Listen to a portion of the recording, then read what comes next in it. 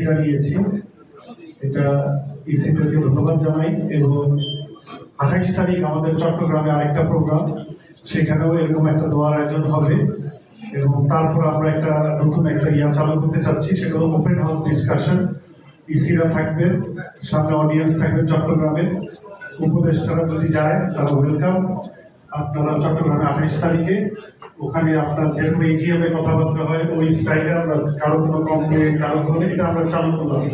এবং আরো জেনে খুশি হবেন, আমরা লাস্ট উইক এক্সপোর্টার কিছু ইম্পোর্টার ছিলেন, ইসি সিএনএফ বিভিন্ন ইস্যুস নিয়ে আমরা আলাপ আলোচনা করেছি। এবং আমরা খুব শীঘ্রই একটা হটলাইন নাম্বার চালু করতেছি, যেটা আপনার অনেকের কমপ্লেন থাকে যে বারবিটাকে ফোন দিলে পাওয়া যায় না বা ফোন ধরে না।